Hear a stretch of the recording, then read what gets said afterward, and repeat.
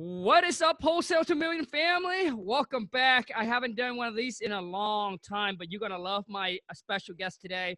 Today is the Powerhouse interview. She is here representing for the ladies. She's doing right now 50 to 60 G a month. And her main source is cold calling.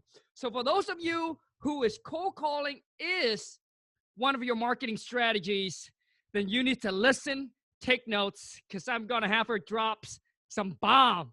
So put your thumb together. If this video, if you like it, add any value to you, be sure to smash the thumbs up. If you're new to the channel, welcome to the family. Smash the subscribe button. Make sure to turn on the bell notification so when I upload a new video or when I go live, you get notified. So help me welcome Danielle. What's going on? Hey, doing good, Khang. How about you? Danielle, I want to say thank you so much for taking time to jump on and to do this with me. You're very welcome. Thank you for having me. Appreciate Yeah. that. So Danielle is actually in one of it's in one of our mastermind collective genius, and I'm telling you, this girl is a hustler. So Danielle, I know that the wife gets to probably know a little bit about your stories, but I haven't. So if you can share with me and everyone your stories, I kind of want to know the background, what's going on, and then we can talk about your the business. Okay. Well, again, thank you for having me on here. Again, my name is Daniele Kouassi, and I'm originally from West Africa. There's a country called Ivory Coast, and that is where I'm from. So the accent is French. A lot of people usually ask me, is that from China? I'm like, no, it's not. It's French. So I came here to America when I was 16 to go to college. And, after college, I was supposed to go to law school, but then I fell in love with real estate. And since then, I just decided to do it. And I never got to go to law school. Wow. So Danielle, so you're a very smart, very intelligent gal. Mm-hmm. Gotcha. So you came over to America at the age of 16, Mm-hmm. and you came over like no high school, just go straight to college? Oh, yeah, I did high school back home. So I finished everything. I was first of my class back there. And Wow. then, after that, I just came here. So I finished high school. So you went to college when you came over here. Just for college. I came Just just for okay, college and just for then law college. school after that. Yeah. Gotcha. So just for college, for law school. Did you like how many years? How many years did you go for? I did like the 4-year thing. So I think I graduated when I was 21. Yeah, the year I was 21 is when I graduated. So yeah, 4.5. Because I did, yeah, you have to do the English thing first, English school, then after that you can start college if you pass the test. So I think by the time I graduated it was like 2017, May 2017, and yeah, that's when I graduated. Oh wow. Okay. So you went to law for what? No, I didn't go to law school. I went to college for Oh, I'm political sorry. science. No, political science with an emphasis on pre-law, studying pre-law, contracts and stuff like that, negotiating disputes, things like that. So, Gotcha. So Danielle, uh, so uh, when you came to America and obviously to go to law school, to go like what did you initially wanted to become when you graduated from college? I actually wanted to be an international lawyer. So like lawyers that handle trades between Yep. countries and I things with got. business companies. That's what I wanted to do because I love traveling. So I was like, well, if I'm an international lawyer, maybe I get to travel a lot. But I think behind that, there was a business. There was always a business thing. I just didn't want to go to court and argue. That wasn't my thing. I really wanted to be in the negotiation thing, the discussion and things like that. That's what really motivated me. That's what I was passionate about. Talking to people, solving issues between parties, that's what I liked, So that's Gotcha. Gotcha. So Danielle, did you come here by yourself or with a family or what? well, when I came, my mom came at first with me. She came to drop me off. And then I stayed with my brother because my brother had been here for, I think, 8 years before I came. So he already knew how things were working and everything. So when I came, I stayed with him to go to college. And, after 2 or 3 years, I left him and I moved in on my own. But I had family here, but it wasn't easy. You come at 16, your mom drops you, Yeah. gives you a little bit in your pocket and she's gone. So, so it wasn't easy. And learning the language too, I mean, it was tough at first, learning English. Because you're doing political science, your English has to be top, because you can't go through those big classes reading 20 pages for each class and not understand English. That you just can't. Right. So I like that as a challenge as well. So that helped me to learn faster, and speak and speak fluently, as things went on. So yeah. Gotcha. Wow. Oh my gosh. I did not know that. Okay. So now when did you Daniel, when did you initially got into the real estates? Okay, so after, I think during my junior year, 2016 to 2017, I think I was doing trading at first, right? I love trading. So I was doing Oh, stock trading? trading.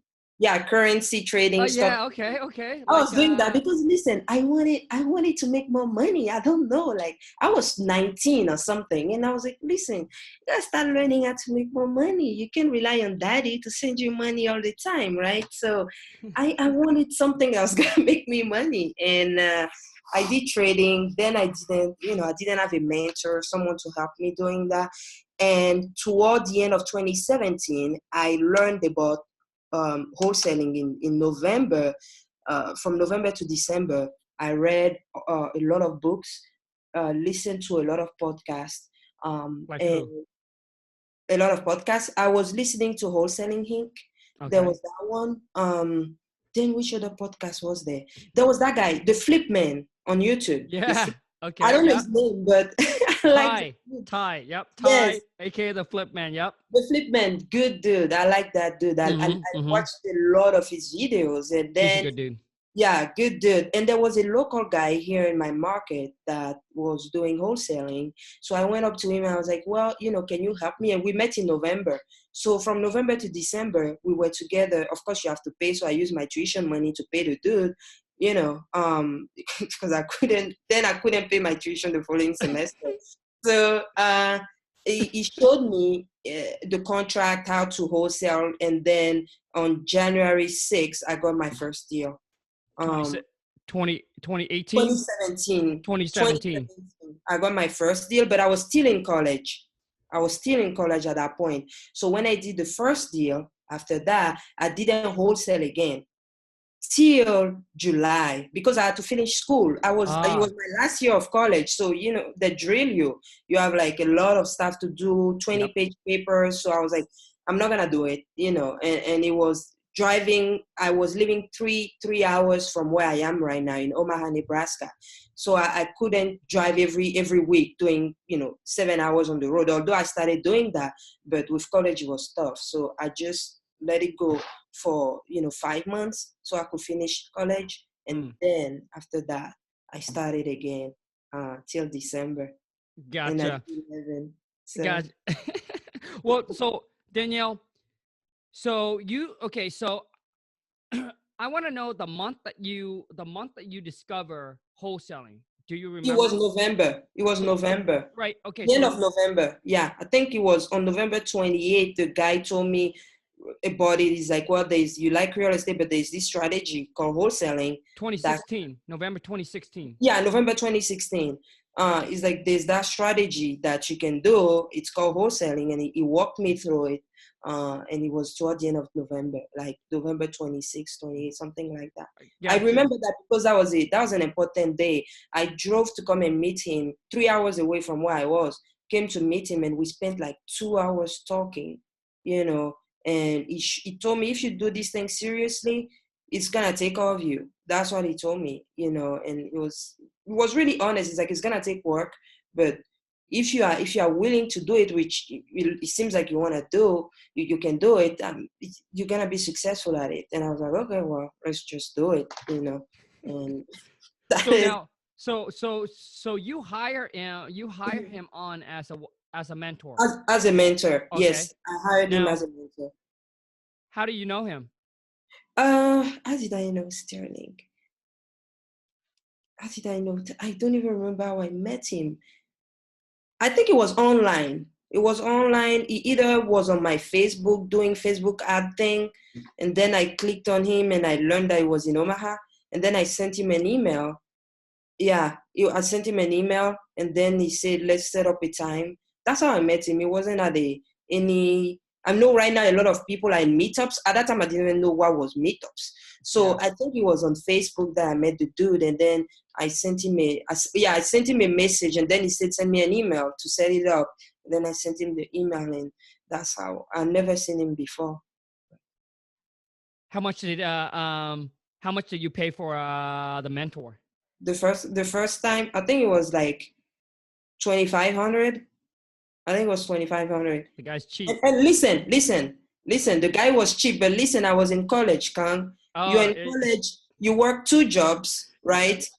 Full-time students. yeah. That was my saving, and I was grateful. My dad had sent me money from back home to pay for my tuition the following semester. Yeah. So I used the tuition to pay the dude. So at that time, right now it looks cheap, but that's 1 week's marketing right there. Yep. But now, Yeah. but back then it was expensive for me. No, absolutely. So wow, incredible. So November and then January, just within a short, maybe let's just say 2 months, you got your Yeah. first deal. It was actually 30 days because we met at the end of November. Okay. So from this, and Wow. then when I think the first week of December, we had our first coaching call. And then from then on, January 6th, I got the first deal. And I Wow. got it. Yeah, I got it cold calling, by the way. So Oh yeah, I was just gonna ask you. So you got it from cold calling, and yeah. that's why it became your main marketing. Yes. Oh, Yes. okay. So now Danielle, initially, I know that you met the guy in like late November, but when Mhm. did you initially discover real estate and then start listening, learning, and all that? It was around August and September. Mm. See, the thing is, I really I want to point that out, Daniel.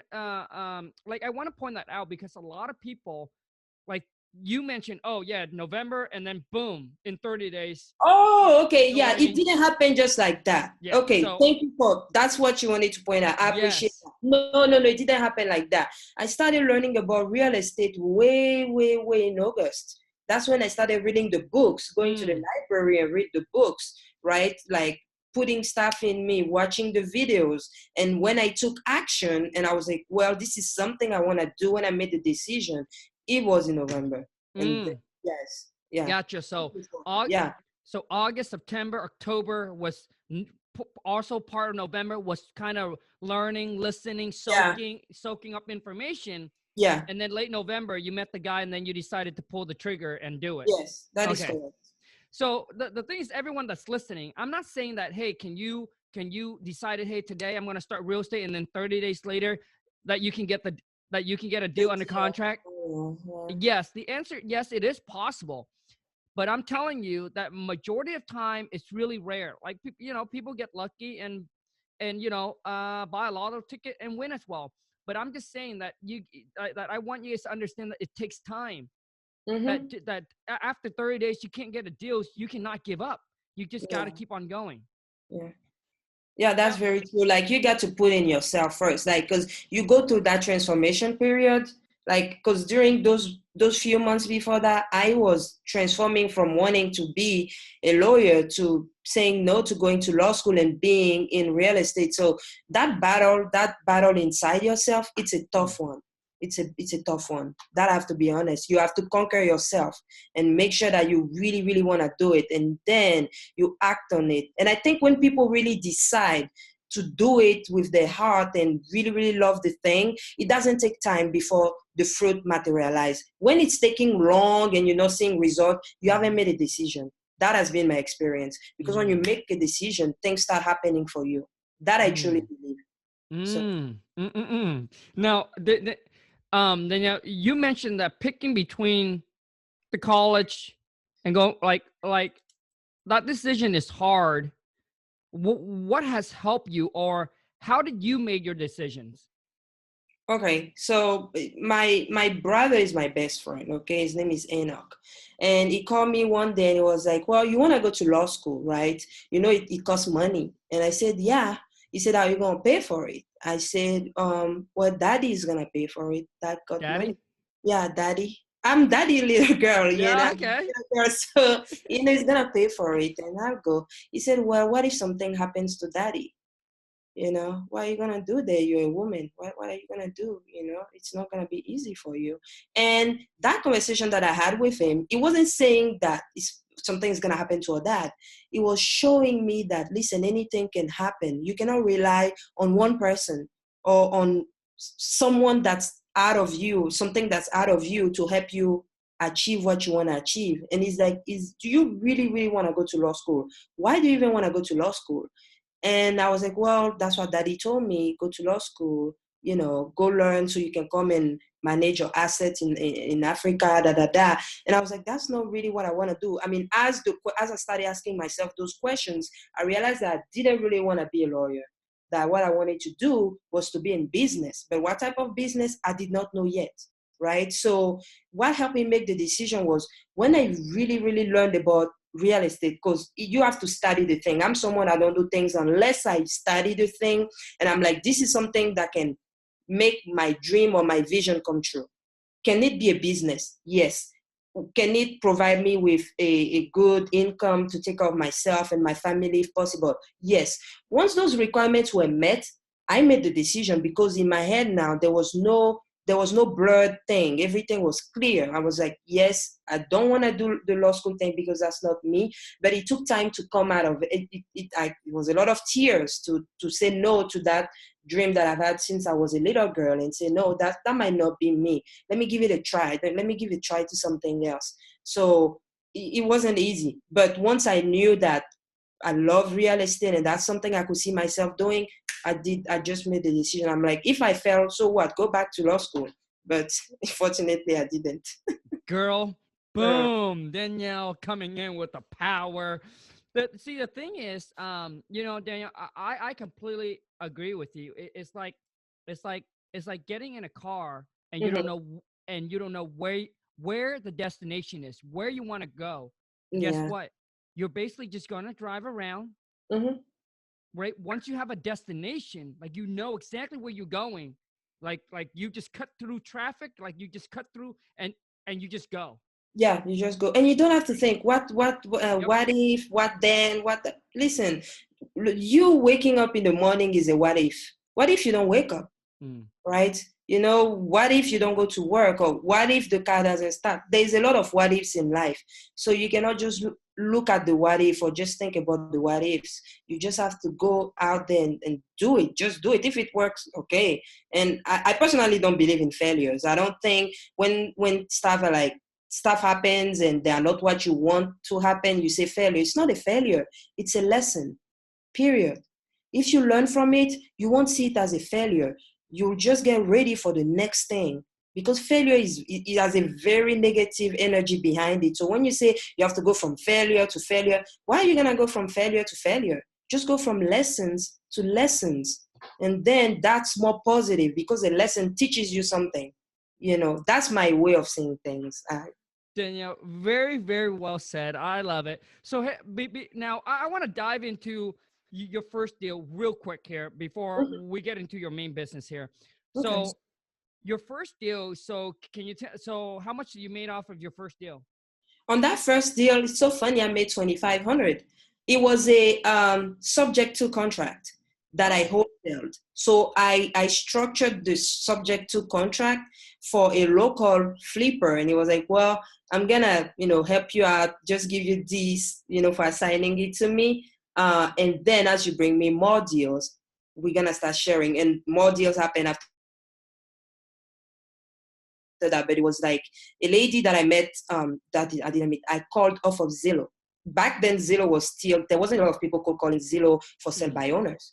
So I called the lady. and she was from Nigeria, which is a country in Africa too. So you see, we were already building rapport. We spent an hour on the phone, and she told me that she had a duplex, and the duplex, the husband died, so she doesn't want to take care of it. It's too much. Tenants don't pay. So I said, okay, well, let's go see it. And we see it. I saw it and everything. And I told those flipper, listen, I got a deal. I don't know how this thing is gonna work out, but here's what the lady wants. And here's what I can wholesale it for. It was five. My fee was 5,000, but then they negotiated me down to 2,500. So I just structured the subject to contract for them, and I wholesale it to them, and I got paid the 2,500, and they took it on as a rental for 2 more years, and I think they sold it and made 50 grand off of it this year. Woo! So yeah. Okay. Gotcha. Now, Danielle, what market are you in? Omaha, Nebraska. Oh, Nebraska. Okay. Uh-huh. Got it. Okay. So now let's get into your main for the cold calling. So, Danielle, how are you structuring your cold calling for those that say, hey, I want to do what Danielle's doing. I want my main marketing source right now, because most people start out, with very small budget, right? So cold calling is probably one of the cheapest way to get leads, right? Yeah. So I'm gonna explain it to you when I started, so that maybe the person that doesn't have a lot of resources to start big can start. You see, many people overlook Zillow and Craigslist. If I tell you that I don't get deals from Craigslist or Zillow, I'll be lying to you, because I still do, right? There are those houses that are listed there for sale by owner. You just need a Google Voice number in your cell phone, and you can make the call. You never know what's going to happen. So for someone that has a limited budget, I'll say those who are free resources that are just right there at your fingertips, that you can just call those leads and ask if they want to sell, go to your page. And then, as you start getting more revenue in, you can start buying the list and skip tracing it, and then start calling on a bigger scale.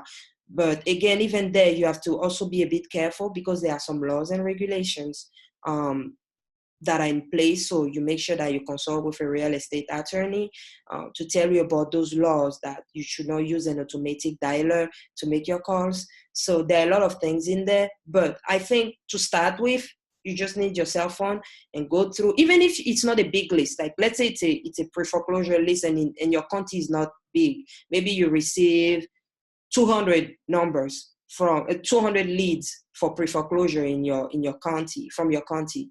Go and skip trace that list, and you can sit down and dial that. You're like, put every number in one by one and call that list. It doesn't have to be big to start. You just have to, just do those small steps first.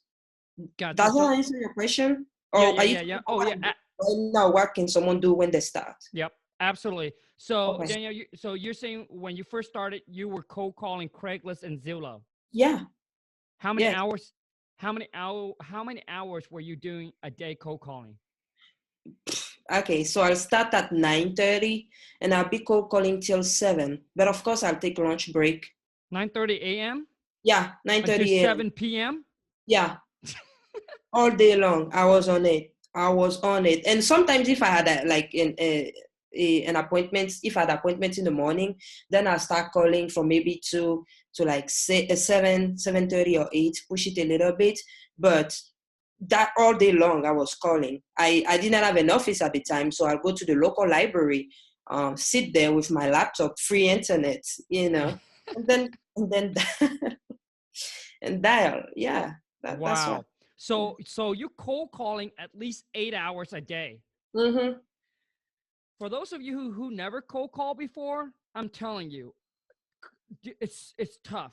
It's brutal. It's brutal. It's exhausting. It drains you. Like, it drained you, dude. Yeah. Done it. I know it. So I brought her on because she is hustling through the cold calling, and one of the toughest thing, and she made it happen.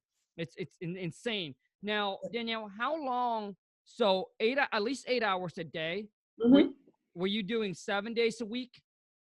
I was doing 6 because Oh. Sunday, yeah, I used Sunday to plan, go back over some of the things I did because I was tracking myself. What did you do? What did you, Why can we change? Da da da. So Sunday I wouldn't work, but from Monday to Saturday, I mean, I was on the phones. So, especially Saturday is a good day because people are at home watching. Right now is what basketball. What is it? What's the season? Football season. Like the football season. So they're at home during commercial. Call them. You know.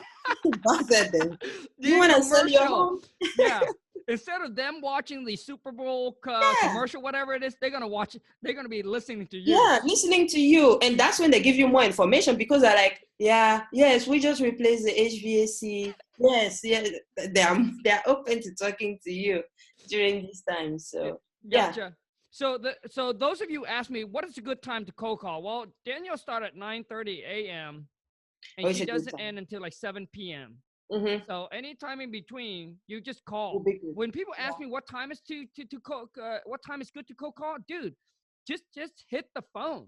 Yeah. Just pick the phone up and pound the phone. If you caught them at a bad time, to say I'm sorry. Just say sorry, and can I call you back later? What would be a good time to? What would be a good time to call you back? Sometimes they'll be like, call me after work at 5:30 or something, and you call them back after 5:30, and at 5:30, and you talk to them. Gotcha. Yeah. Now, Danielle, how long did you do that for until you hire your first employee? Okay, so now we're talking 2018 because that's when that's when I started doing it full time all the time. January, I hired my first employee in March. Wait. January of 18 is when you do it full time. Yeah, that's when I started the wholesaling like full time. Because remember, after graduating in July, from July to December, I wasn't really doing much. I was working with like some local flippers. You know, the guys that I wholesale my first deal to? Yeah. Those guys brought me on as their like secretary type of things. So I could learn with them, right? But even during my learning period, I closed 11 deals. All by yourself? To December. Yeah, all by myself. They helped me with leads too, but I was doing the negotiations, going on appointments. Wow, okay. I would split the deal with those guys. So then after we separated, from January 2018 was when I actually started my company by myself. Okay. So I still had a lot of experience during that internship that I had with them. So from January now, I was cold calling all day, every day, like 9:30 to 7. And then I hired my first lady in March, the end of March. I brought her on because listen, I started getting so many leads. It was crazy for me to handle appointments and still again from 9 till night time to call people. So I was like, what do I need to do? How do I scale this thing up? And that's when I hired the girl to come and help me out. And that was the biggest thing. I never looked back. She's still with me. So wow, incredible. So Danielle did like from January all the way into March is cold calling hard every single day, 8 hours. Oh my God, for like at least 3 months. But prior to that, you were cold calling as an intern as well. Yeah, as an intern for them. Yeah. Gotcha. Okay, so in March, that's when you hire your first. It's a VA. Yeah, it's a VA. From the Philippines. From the Philippines, okay, yeah. Gotcha. So, Danielle, I know that people are. Having. What are some tips that you can give to someone that are afraid of cold calling? Because I get people say that all the time, that they're afraid of cold calling. Okay. That it's normal. It's normal. If you don't have that feeling, you're not gonna perform. So you need that fear inside of you to help you perform, right? But what I can tell you is you cannot screw up a motivated person. You just can't. Those people that are gonna tell you no, they are not for you. That's the way I see it. When it's still, sometimes I'm on the phone, if I see a lead, I'll still cold call a zero lead if I feel like it's a good lead and my VAs can get to it because of what they're already doing. I'll cold call that person. If that person tells me no, or the thing is not working, it's just not working. On to the next. There's that song. Every time I cold call, it's playing. It's called On to the Next by Jay-Z, and I think it's Swiss Beats. It says on to the next, on, you know the song? No. On to the next person. If this person is not talking to you, on to the next person. Don't even, don't let those energy vampires let your, bring your energy down. Of course, people are going to tell you no. What are you expecting? It's normal, right? But you gotta keep on to the next. If this person says no, on to the next. And then second person, third person, it's going to come out. That person that you need is going to be there. It's going to come. But you got to keep on going till you find him or her. So that's what I'll tell you. Gotcha. Now, Danielle, when you started, were you afraid of the phone? Like, yes, I was. I was. Yeah? Yeah, I was. So you because I know some people were not, but you were actually afraid. I was. I still am. I still am. It doesn't change. Why would the feeling, why would you get rid of it? Why would you get rid of it? It's something that you're not used to doing. And every time you're doing something that you don't feel comfortable doing, it's gonna bring that feeling. So it's nothing like from, I don't know, up out there. It's normal. Every time you do something different, you're gonna feel that way. 100%. So for me, it's not ignoring the feeling. I know it's there, but I'm still gonna go and take my phone and call. I'm not gonna let the feeling stop me. There's a difference. When people say no, you have to get rid of it. No, it's let it do its work, but it's not gonna prevent you from taking the phone and making the call. You have to. That's what's gonna help you get over it, or that's what's gonna help you get accustomed and used to it. So of course the fear is normal. Hey, be fearful and then call. That's even better, because you won't be like following the script like this. You'll be, it'll be easier for you to open, because you are not how do you say that? You're not like a robot. It's gonna allow you to be human, and people feel it when they feel like someone is trying over the phone to help. They feel it, whether or not they don't tell you that. They feel it over the phone. And that's the beauty of it. I love the phone. I do. I love it. It scares me, but I love it, because every time I pick up the phone, there's something different. I'm meeting someone different. There's a way that I will not talk to someone in real face, that I can talk to them like that over the phone. Yeah. Oh yeah. So now, Danielle, let me ask you this. I know you mentioned that you were afraid of the phone, but you did anyway, right? Now, what were you afraid of? Rejection. People hanging up on you. People hang up on you, not cussing at you? Not cussing at me. It's okay. Cussing doesn't do anything to me. Yeah, hanging up. I hate when people ignore me. I hate being ignored. That's the thing. Me, I hate it. I don't know about other people, but I hate being ignored. So Danielle, so the reason why I asked that is because maybe that is somebody's fear, is getting hung up. Oh yeah. Right? So now my question for you is, how did you, like, that feeling comes up, and so how do you actually get over that? Do you play the Jay-Z song, or like how did of course the Jay-Z song has to be in the background. But listen, here's the thing. People are gonna hang up on you no matter what. There's always gonna be that. And in the beginning, I think it's the mystery of, there shouldn't be any people hanging up on you. The phone call should be smooth, and then you sign up the deal. No, listen, guys, people are gonna hang up on you. They're gonna tell you no. That is a reality of the field you are in. That's the war. That's your war right there. So are people gonna get shot at? Yes. People are gonna tell you no. Yes. They're gonna hang up on you. So once you become okay with that knowledge, knowing that you're gonna get hang up on, that people are gonna say no to you, you become at ease.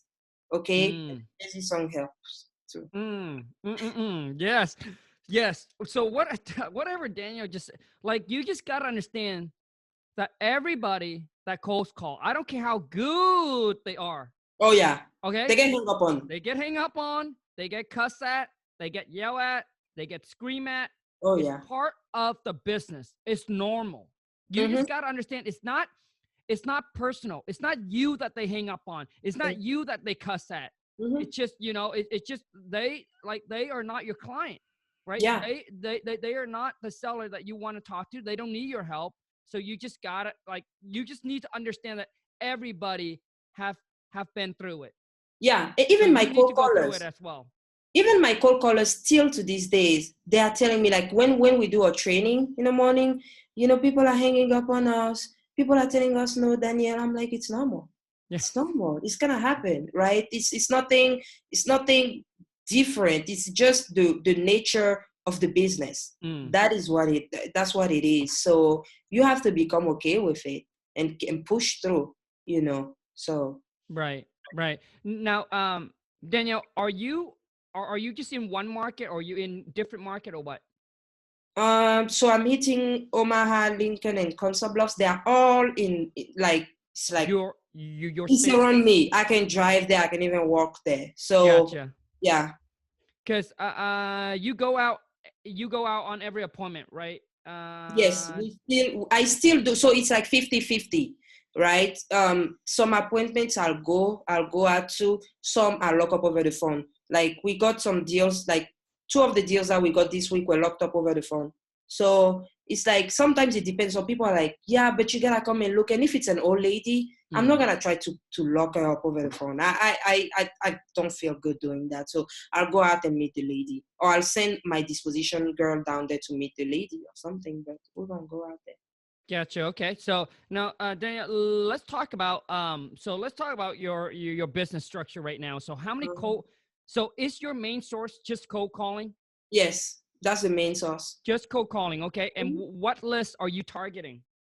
Right now, we're targeting again from our county. We get the pre-foreclosure list, Okay. and I hit the probate list. Uh, Probate. Probate Okay. and foreclosure, and then I hit the absentee owners list. That's Okay. gold. I mean, I don't know what market you're going to. It's always gonna be gold. But now in there, equity, high equity, stuff like that. So, but absentee list. Gotcha. So you so Those are so the three main that we so hit. okay. So the three main one you're hitting is pre foreclosure, probate, and absentee owner. That's correct. Gotcha. Okay. And how many cold caller do you have now? I have five Oh, dang. And they're doing full time? full time. Oh, two are full time, two are part time. Two full time. Two are full time. Three are part time. I'm sorry. Gotcha. Okay. So two full time, three part time. Mhm. And what are you using for cold calling? There's Mojo, which is a good cold calling. Um, how do you call that? Cold calling software. Yep. That's the one. Yeah, yeah, Mojo. Which, Mojo. mm-hmm. Gotcha. Okay. So and how much is it a month, you know? How much was Podio? Podio, I'm talking about Podio Mojo. I think it's like depending on the seats. If you take the three-line dialer, it's around 150. So 150 a month. yeah, 150 a month. And then if you have like recorded, they charge you 25 for that. If you record the calls, and then they have other small fees underneath that. But for each seat, I think it's 150 a month. If you take the three-line dialer, but again, you have to consult your attorney because the calls that you make have to be like you have to enter them manually, Mm-hmm. not use an auto dialer to do it. So Mm. you have to be a bit careful of that. So I want to say that you can use the three-line dialer, but consult your attorney first to make sure that that's something that is legal for you to do. Gotcha. Okay. So right now you have three full time and two part time, you said? Correct. And they're cold calling. They mainly qualifying and filtering the lead for you, Daniel? Yes, for acquisition, that's what they do. They have a web form out of Podio. We use Podio as a CRM. Okay. So they have a web form that when they are calling, it's right there on the screen, and they would as soon as they're done talking to the person, as they are talking, they fill it out, and as soon as they're done, they click done, go straight into acquisition into Podio. Gotcha. Okay. Do you have now, like, do you actually do the filtering or the qualifying yourself anymore, Daniel? Or No, I don't. The cold callers do that. gotcha. So Yeah. what do you mainly do now? I do acquisition. Mm-hmm. I just brought on another acquisition girl. Uh, I'm training her, and she's doing good right now. So I'm kind of slowly transitioning out of that, but I'm still doing acquisition. I'll say 75% of my time is done doing acquisition. I don't do Gotcha. cold calling anymore. So it's Okay. So which means they filter, qualify the leads for you, then it goes over to you. You Mhm. you talk to them. Either you go out or you lock it up over the phone. Correct. Okay. Gotcha. Okay. Now, and then you also sell the deal as well? No, I don't. I have a disposition Oh, manager that does that. So she sells everything. We call her the selling machine. the selling machine. She's a rock star. Like, if we have, like, when a deal comes in, it takes us sometimes 3 hours to sell it. From the time she gets it to the time she does the showing, by the time we're done doing the showing, we have an offer and we lock it up. It is that good. But Okay. even when we don't have a deal fall through, that just doesn't happen. We always have buyers for deals. It rarely happens. Like out of 10, we only have one, and that one is because probably the contract expired and the seller doesn't want to renew it because he already has other offers. But everything that comes in a pipeline, we sell. That's the good thing. Wow. So if you lock 10 deal up or 10 property up on the contract, you end up selling all 9 of them?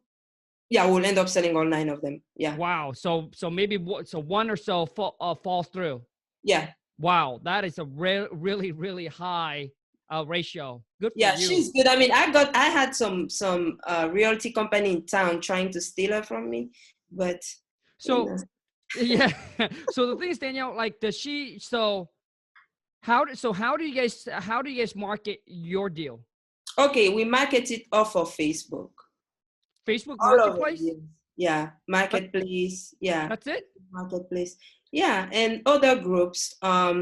You're the Latino groups too. Latino Are really, group? really good. Yeah. We speak Spanish. I speak French, Spanish, and English. Oh, hola, ¿cómo estás, amiga? Muy bien. ¿Y tú, amiga? So that's a big market right there. That's really good. And I mean, it's all of the deals that we got, we pretty much put them on there. So all of your deals that you have, you put it on the Facebook Marketplace, Yeah. and you're And able we to. started building, actually, we didn't have a buyer's list till lately because everything we had was getting sold on Facebook. So we just, I mean, since I joined CG, that's when I started building my buyer's list. Before that, I didn't even have a buyer's list. Yeah. What?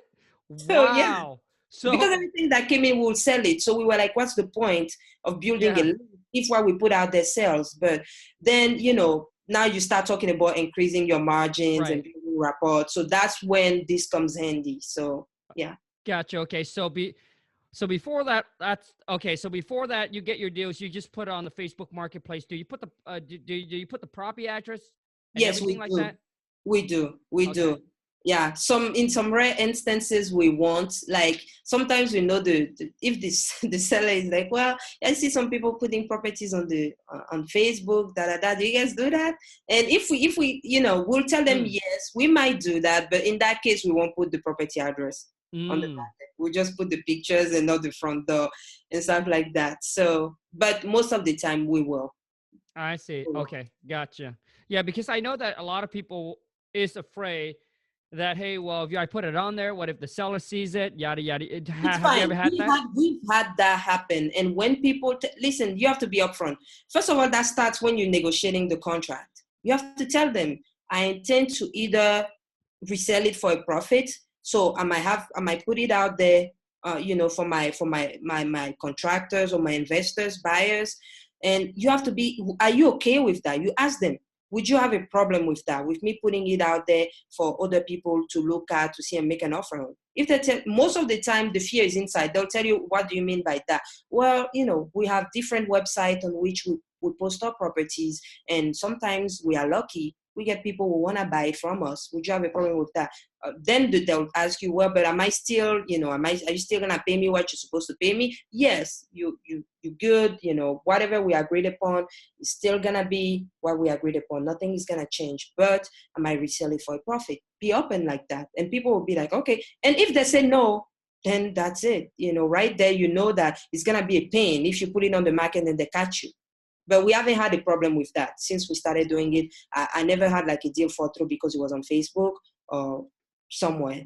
That has not happened to me. We never know. In the future it might, but so far it does not. Gotcha. Now, have you? And people are going to ask you too. I mean, I know people ask this. Have you ever had any buyers that try to go behind your back and all steal the a deal time. from? It What? just happened this week. It just happened this week. So How do that you handle happened. that? It hurts. Of course it hurts. But you cut them out. They are not our buyers anymore. Very simple. I mean, you have to know our core values. We have trust and integrity in there. So if you are not trustworthy, if you don't have integrity, we don't want to work with you. I don't. It doesn't matter who you are, how much you have. I don't. And I put that in my team. Every time when we have a meeting, I drill that into them. We don't. And I tell my disposition lady, that guy went behind us to do this. We are done. You remove him. Even if we don't have a buyer for a deal and this guy shows up, let the deal fall through. We won't go after that. Just no, that's me. So there are some things that you have to stand for. Some people are okay with that. I'm not. So. So now,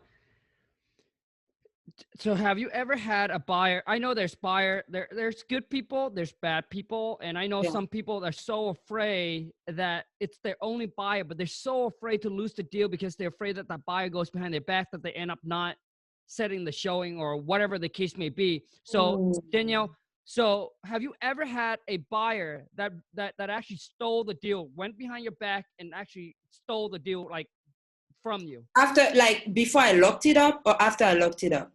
After you lock it up, or after you lock it up. That happened this week, yeah. You lock it up, you send the I buyer. locked it up. We sent the buyer there and he was friend with the owner and we didn't know about that. Oh, it's a friend of the friend of the owner and he told us. So he went there and he talked to the owner that trying to resell it to us for X amount. And the owner was like, no, it's not gonna happen. But what you can do to protect yourself is you can actually go to the courthouse and think you can record it. You can record the contract and kind of put a lien on it. So stuff like that doesn't happen to you.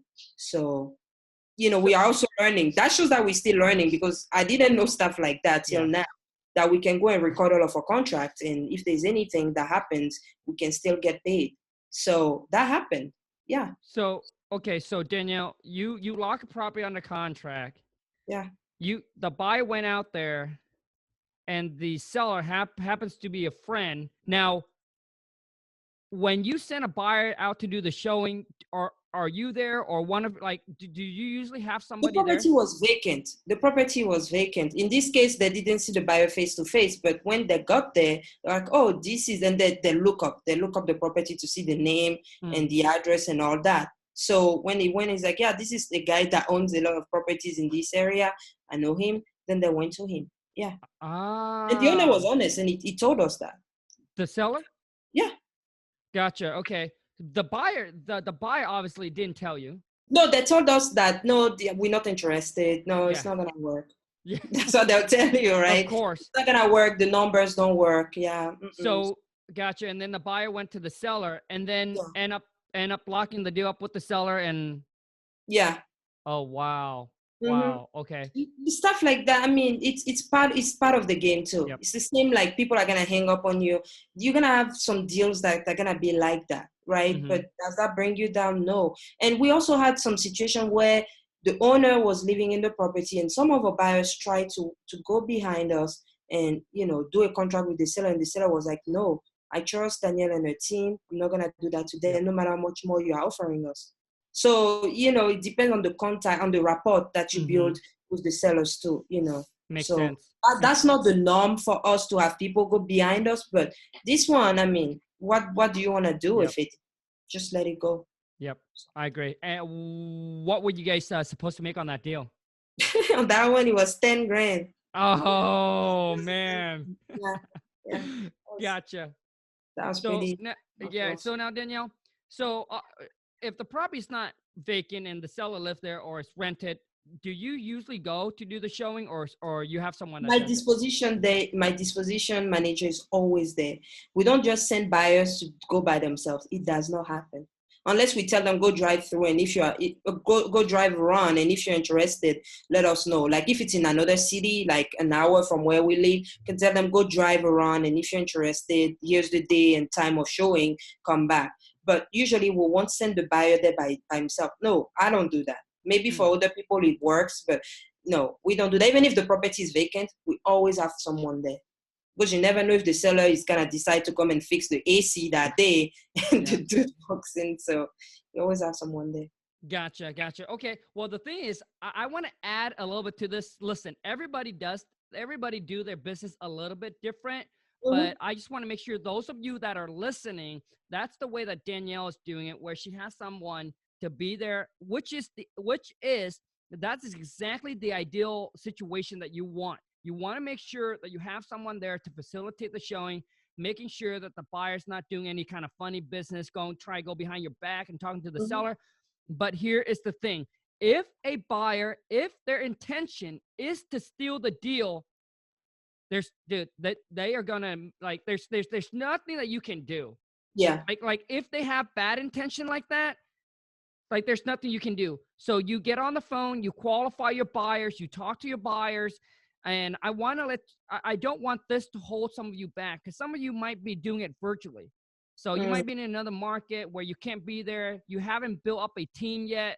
You haven't built foot on the ground, and all of a sudden you get a buyers.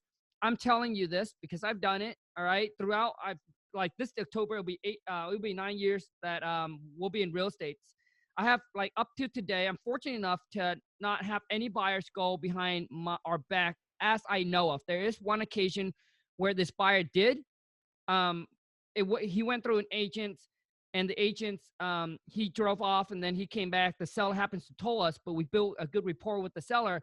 The seller said, "No, I'm not going to sell." The seller calls and say, "Hey, I thought that was your contractor." The guy came back and said, he's actually the buyer. He wants to buy the property. Well, I say, well, and then how we handle this, I say, well, I can tell you one thing, that is our contractors, but he must now trying to Mm-hmm. go behind our back. If that's the kind of person you want to do business with, then you can. But if he does that to us, he can probably do it to you too, and things like that. And we built such a good rapport with the seller that it didn't happen. But I don't want the fear of you saying, well, I'm so afraid to send this buyer out. I'm afraid that I'm going to lose this deal because this buyer might go behind my back or talk price with the seller. The best you can do is prep the seller up, prep your buyer up, qualify your buyer, and just do what you got to do, and just send the buyer out there if you have to. Obviously, just like what Danielle's saying, if you have somebody, then that's the best thing, is have them go there to facilitate the showing for you.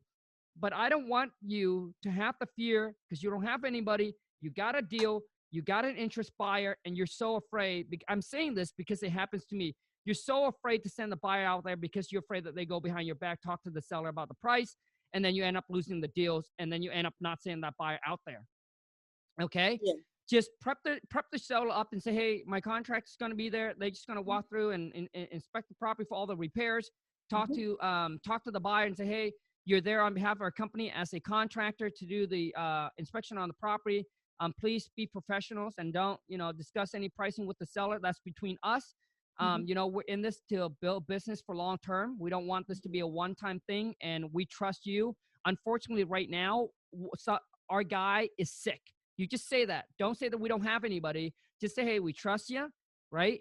And one of our disposition guy or gal is sick today and cannot be there, but we trust you. We hope that you can be professional. We're in this for long term. So you basically built that up, right? Build it up, like up that high. Like, hey, I trust you, so please don't let me down. So that kind of thing. But qualify your buyers. When you get on the phone, Yeah. you can feel it, you can feel it. But like I said, sometimes you just got to take the chance and you just got to do what you need to do to get the deal done. And That's when the seller calls you and say, hey, what's going on here, this buyer, just just talk to the uh seller, build that rapport, just talk to the seller and see how you can win it back, and just do what you got to do. But just don't let the fear hold you back. Oh That's no, you can't. Listen, Yeah, things are that's all gonna I'm saying. happen. No, yeah, no matter what. Kang said it so well. Like, it doesn't matter. Things are gonna happen. Whether you have boots on the ground or whether you're doing it virtually. If the guy wants to screw the deal up, he will. If he wants to go behind you, he will. Now it comes down to how good your rapport is with the owner and with your buyer as well. So make sure that you have a good rapport established with your buyers as well, because it goes both ways. So. Mm-hmm. So, great. So, Danielle, right now, so just an overview. So you got five cold caller for you. You have one Mhm. one one dispositions, which Position is the and one one that sells acquisition person. Yeah. one that sells a deal, and then you are the one that takes down the deal, lock it Yeah. up in the contract. One more person. I just added one more girl. So you and two other, okay. Yeah. So you have a team of what? Five, six, seven, including you, Yeah. eight. Including myself, it's 8. Yeah. Okay, gotcha. Now, how many cold call does one cold caller make a day? Per day, we are averaging around 2,000 calls a day One person per person. Yeah. for one person? For one person. Yeah. Okay, 2,000. Okay, so 2,000 calls for one person, and let me see. Do you have them just sit there and pound the phone for a whole 8 hours, or For what? the whole 8 hours. Yeah. They take some breaks, but usually it's they are there. They're sitting there making the calls. Yeah. They're sitting there just pound the phone away. Yeah. If they do it 8 hours a day, yes, they can read that number. If they don't, then it's half of it. Okay, so Depending on the basically, list, you see there are some lists. If the list is big, like the absentee, if it's big, it's gonna be that number. If it's not, it can vary to like 600 a day to 1,000 a day. So okay, yeah. and they still cold calling Craigslist and Zillow. No, we have in-house skip tracers that do the skip tracing for Okay, us. gotcha. So what company do you guys use for skip tracing? It's in-house. In-house skip tracing? Yeah, so I have 3 guys that skip trace full time. Oh, okay. Yeah. They do 40 hours a week each. So when we give them the list, we have some subscriptions with a couple of websites. Like one of them is being verified and Yellow Pages. They'll just sit there and go and compare the numbers and skip trace the whole list. Wait, so you have people that actually okay, so you have employee that skip trace for you? Yes. So you don't send it into like a company, like they actually, like these three will skip trace, like take the list and skip trace, and they're actually your employee. Yeah, and they'll skip trace. Yes, that's correct. Three. Yeah, 3 of them. Okay. And Because like here's the thing, sometimes when you send it to a big skip tracing company, if there are some numbers that are wrong, and you can send it back. I don't know, I haven't tried it, but I feel like if you send it back, you have to pay for it, right? When those guys, when they're here, if there's a problem with the number, hey, can you try skip tracing this number again and see if you can find a different number? Then they go back and they do it, and they're already doing it. So okay, for us, wow. I like managing everything on the, like, I like having my hands. I'm like, I Yeah. don't know, I like my tentacles to be in everything that Sure. concerns my business. I want to know what goes in, what goes out. So that's why I have those guys in there to skip trace. Gotcha. Now what now what skip tracing tools or that they're doing to skip trace the phone number? One of them is being verified, and there's also Yellow Pages that, yeah, you can subscribe. It's like, I don't know, I think one is Wait, Ben, 20 okay, Ben Verify, Mhm. Yellow Pages, and then what else? Those are the main ones that we use. Gotcha. So they will take the seller's name and then skip Yeah, trace and the the whole phone number. address, and then go through the list. You just have to subscribe, pay for the subscription fee. Okay. I think being verified is like $60 or something. A month? And yeah, a month. And Yellow Pages is like 20 a month if you want to have the premium thing. So And they will skip trace the list. Once they skip tracing the list, then they'll send it over to the cold callers, you they'll guys. upload it, on the calling platform, and then the callers will take it from there and, Gotcha. call and qualify people. Okay. Now, Danielle, I know that you talk with Lon. I know that your overhead is very, very low. So right now, what does your overhead look like? Per month, Yeah. including everything, is about 5,000. Employee and everything? With employees, it goes a bit over that. With employees, you can put it up to like seven a month, 7,000 a month. Gotcha. Okay. Wow. Wow. So 5,000, and you're bringing 50 to 60 G a month. That's incredible. Yeah. And that's going up because we are changing our fees too. So that's going to go up in the next few months. Yeah. Trying to average 10.5 right now per deal that we get, that we sell. So that's going to go up definitely. Okay. Your average deal size is about 5 to 10K? That was before I joined CG, but since I joined CG, we're averaging about 10.5. So before the end of the year, we want to definitely, bring it up to 15. But I mean, we are happy with where we are at right now. It's not like it's a problem, but as things get better, as we try to bring on more callers, more acquisition, of course, you have to cater to that. So we definitely would like to increase that to 15. To about to an average about 15K. Yeah, per deal. That's our goal, and I think we'll reach it. Yeah. Good. Awesome. So, oh my God. So let me see. I just want to see if I'm missing anything here for everyone that's listening. So that's the expense, 5,000. Danielle, do you think now that you're doing more than your mentor? Yes. Definitely. No, let me ask you, at the time that you hire him on, do you know roughly how much he was doing? Like roughly? Shoot. I can't see someone making a lot, but only charge like $2,500. 2,500. Yeah, I think it's probably making 10 a month. I think he was making like 10K a month or something, because it was transitioning out of wholesaling into multifamily, right? So it wasn't hardcore on wholesaling as before. So I don't think he was making a lot after. Yeah, no, I don't think so. Now, Danielle, the one-on-one that you hired, like, was he very involved in helping you at all, or what? At that price, the first one, no. The first one was not. The first dude, no, it wasn't. So you have another mentor beside that one? Yeah, I did. In 2018, I hired a guy that dude is averaging about 200K to 300K a month. He's still doing that right now. And how much is he charging you? That guy charged, I think he was charging 15. 15K? Yeah. Okay. Yeah, that dude was different. Yeah. And is he still mentoring you right now? No. That was for like a 6 month thing. Oh, just 6 months and done? Yeah, 6 months and done. Yeah. But I mean, he opened up, he's the one that helped me structure the cold calling thing, because he was doing it too. So he was like, you gotta hire. When I met him, I didn't have any employees. It was just me doing it. And he's like, hey girl, you gotta change this.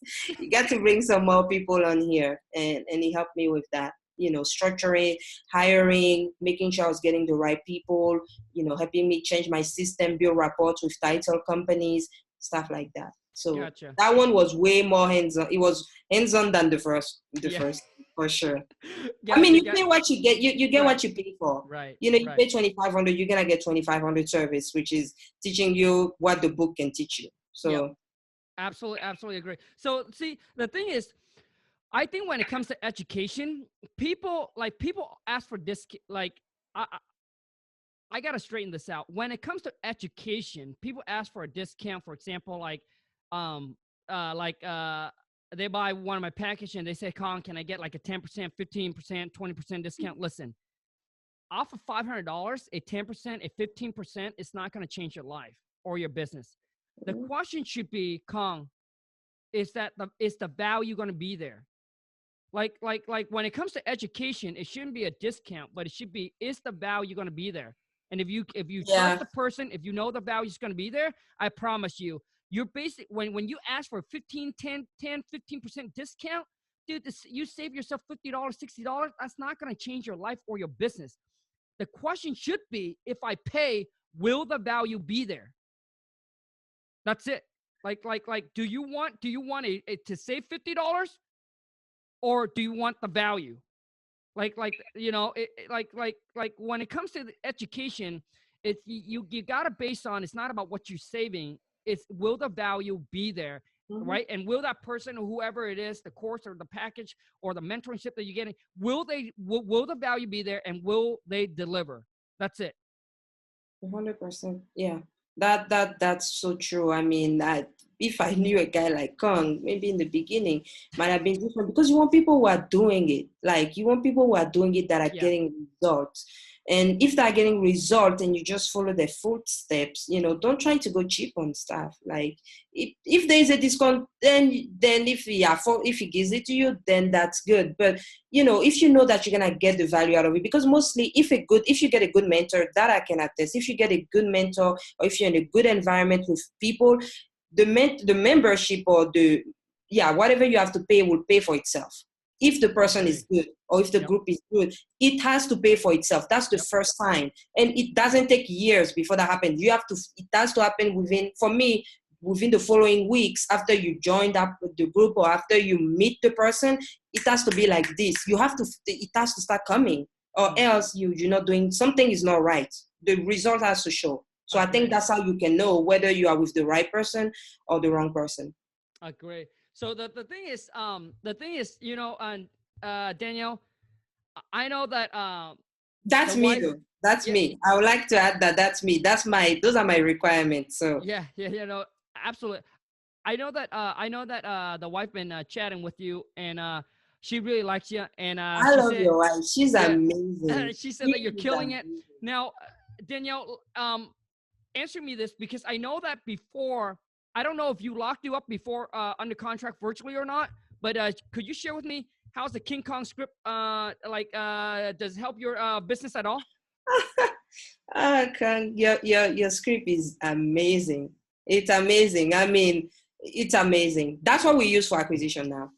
So now, Danielle, before that, and just be real, before that, did you lock you up on a contract over the phone? It wasn't as much. So out of 5, we'll probably lock 1 or 2 or something. But right now, we're getting up to like 3 or 4. Yeah. Right. We doubled it. That I have to be honest, your script is good. It's helping our business grow. Awesome. But because the thing is, so Danielle's in our mastermind. She chat with the wife. She been helping Lon setting up with cold, because we don't do a whole lot of cold calling. So Lon's like, man, Danielle's killing in cold calling. So she been helping us with that. Lon got her the script, and they just going back and forth and exchanging ideas and helping each other grow. So thank you so much for that. Yeah. And she's the one that told me to hire the virtual acquisition girl. And she's like, no, she's going to take your time, train her well. And this week, the girl brought in 2 deals. Boom. I was going to text her that later on. I was going to be like, girl, thank you for the advice, because she's been helping me tremendously, getting out of my comfort zone and do things differently. Like, you have to look, on your business, you have to be up and look down if you want to see results. So she's been really helping me with that as well, and as a friend too. So I thank you and her for that. Thank you. No problem, Danielle. Thank you. We're right back at you. And the thing is, just like Danielle said at the beginning, you guys, the script is not to make you sound like a robot. What it is it gives you a layout of questions to ask. What are some of the important things to ask? How it's not about what question you ask, is how do you ask the questions to get the answer you needed, how to handle the rebuttal, how to overcome all the objections, and how to negotiate. And your job is to memorize it. And then what you need to do is put in your personalities and then have it becomes one. Like you and the script should become one, not like you're reading like a script like a robot. And it takes time. It takes time for you to get used to it. And once you memorize it, once you talk to enough sellers, you'll be able to put in your own spin, your own personalities. Then it becomes powerful. Then it becomes natural. It doesn't become like a robot. Because most people think like, oh, yeah, I don't want to get it because I don't want to sound like a robot. No, you need... Oh, no. I can speak to that. Your script is not like that. It takes you straight to the point. That's the one thing I noticed. The first day Lon sent it to me, I read it. I was like, this script is good because it takes you straight to the point. It cut out all of the shishi, shasha thing. It's straight to the point. We're talking about what you want for your property. I'm showing you what I can do. Boom. Does it work? Yes, let's do it. Very simple like that. That's what I liked about it. Because before, like, I was going round and just be honest and be straight to the point. Here's what I can give you. Does it work? Yes. It doesn't work? Okay, what can we do? And I think your script helps a lot with that. Awesome, Danielle. Thank you. Thank you so much. So we're going to wrap this up. I think, Danielle, what are some tips, feedback, advice that you can give to others that are starting out or trying to grow their business? I mean, you got to do it. You know, I like Nike slogan. Yep. You just gotta do it. Like, I mean, I came here not knowing real estate. I mean, of course, I have a background in real estate. My dad is an architect and he built houses, but I didn't know anything about wholesaling. And I learned. I didn't speak the language and I learned, right? So you have to do what you gotta do to be in the position you wanna be in. Is it the mentorship? Then get it. Is it you going out there and knocking on door? Then do it. Is it you picking up the phone? Regardless of the fear, regardless of the uncertainty, you know, you pick up the phone, you have the Jay-Z song, and then you make the calls, right? So you can't let anything stop you from going after that. And again, you have to have a burning desire. That will be the beginning of all things. And Khang can tell you that, like, you have to have that burning desire. What do I want this to help me achieve? That thing has to be in you. And I think once you have that, once you figure out what is your why and what's making you wake up every morning, picking up the phone or, you know, doing that call, making that call will not be difficult for you. And also put in yourself, constantly be putting in yourself, whether it be books, podcasts, whatever it is, do it. And even listening to this right now, that's something you're doing for yourself. So Daniel, very, very, very well said. And I know that you know how Maxwell said that you're one deal away. Listen, you're one call away. yeah, one call away. You're only one call You're away. one freaking phone call away. So make it happen. If you're afraid of cold calling, listen to me. If you let that hold you back from your goals and from your dreams, I can tell you one thing. It's your desire, your burning desire of wanting is not strong enough. When you want it bad enough, you will not let that phone hold you back from nothing. Nobody, nothing will and can hold you back. So go make it happen. I love it. Danielle, how can people get in touch with you? Maybe want to do business or whatever it is with you. So I'm on Facebook. And my Facebook is Daniele Kouassi. That's where you can reach me. Uh, I'll do my best to answer you as quickly as I can. But Facebook and Instagram. I think Instagram is Dani Kouassi, DANIE, and then my last name, KOUASSI. That's where you can join. You can reach me. So thank you. And I mean, if you guys have any questions, of course, I'll be happy to help. I remember listening to podcasts now and reaching out to the people and asking questions. So I've been there, and I'll do my best to answer you. So awesome. Danielle, thank you. Thank you so much. She's been so awesome. Please, Danielle, can you text me your Instagram name of so I can course, add I it? will. So I I can add will. it to the description because I'm not going to remember how to spell that.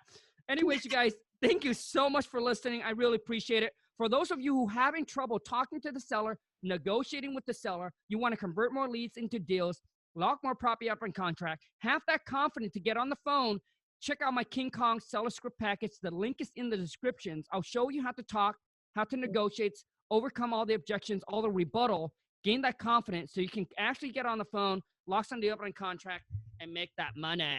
But listen to me.